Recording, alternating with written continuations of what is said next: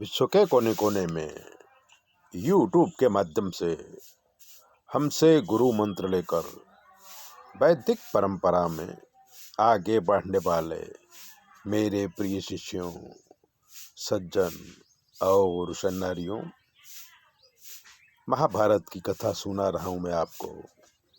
इसलिए चैनल को सब्सक्राइबर कर लीजिए, लाइक कर दीजिए। और अगर आपके जीवन में कोई कष्ट है तो 9825200108 पर फोन करके आप हमें कुछ भी पूछ सकते हैं।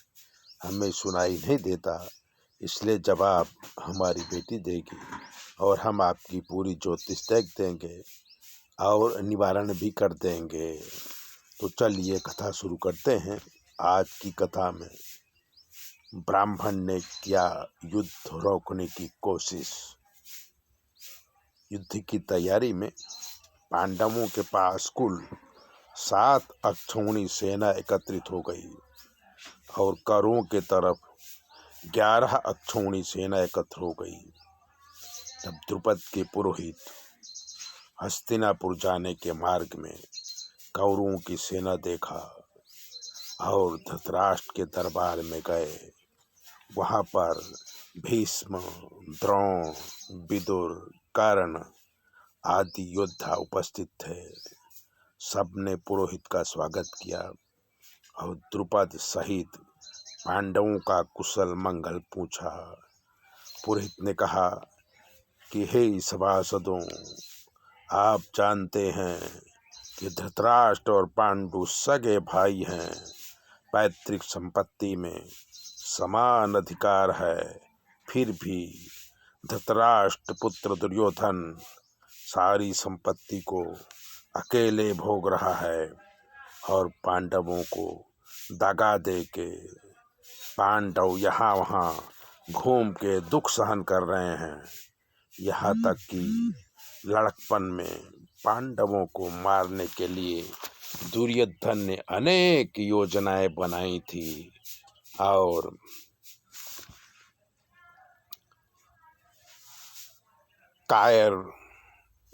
कायरता से और कपटता से पांडव 13 साल वनवास में कष्ट भोगने को विवश हो कर दिए। और भरी सभा में द्रौपदी को कितना अपमान सहना पड़ा, फिर भी सब कुछ भूल के आधे राजपाट में पांडव शांति से रहना चाहते हैं।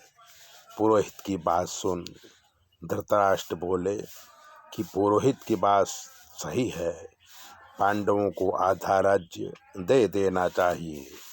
भीष्म भी बोले कि सही निर्णय है। तब कर्ण बोले कि प्रतिज्ञा के अनुसार 13 वर्ष से पहले ही पांडव विराट राज में प्रकट हो गए हैं, इसलिए उन्हें फिर से वनवास भोगना पड़ेगा, वरना युद्ध करके राज चलाना पड़ेगा। तब भीष्म ने कर्ण की बड़ी आलोचना किया और कहा, कर्ण, तुम विनाश को निमंत्रण दे रहे हो और युद्ध हुआ तो कौरवों का विनाश निश्चित है। पांडव बहुत शक्तिशाली हैं, देवता भी उन्हें संग्राम में हरा नहीं सकते। तब पुरोहित अपने स्थान पर चले गए। बाद में धृतराष्ट्र ने शांति मंत्रणा के लिए संजय को भेजा। संजय धृतराष्ट्र की आज्ञा से युधिष्ठिर के पास आए। युधिष्ठिर ने उनका सम्मान किया। तब संजय ने युधिष्ठिर को युद्ध न करने के लिए समझाया कि धृतराष्ट्र आपके काका युद्ध की इच्छा नहीं रखते, शांति चाहते हैं, इसलिए मुझे भेजा है। तब युधिष्ठिर बोले कि हम भी शांति चाहते हैं, पर दुर्योधन आधा राज नहीं बल्कि 5 गांव देने को भी तैयार नहीं है। संजय युधिष्ठिर से विदा लेके धृतराष्ट्र के पास आए और कहा, महाराज, पांडव युद्ध नहीं चाहते, इसलिए आप आधा राज्य दे के युद्ध को रोक दें। अगर ऐसा नहीं किया तो कौरवों का विनाश निश्चित है। कौरवों का विनाश सुन के धृतराष्ट्र डर के मारे कांपने लगे और दुर्योधन को कहा कि पांडवों को आधा रात दे दे। लेकिन दुर्योधन ने कहा कि मैं सुई के नोक के बराबर भी राज्य नहीं दूंगा। मेरे पास कर्ण जैसे योद्धा हैं जो पांडवों को परास्त कर देंगे। भले उनके साथ कृष्ण आएंगे तो उन्हें भी परास्त करने की क्षमता हमारे वीरों में है।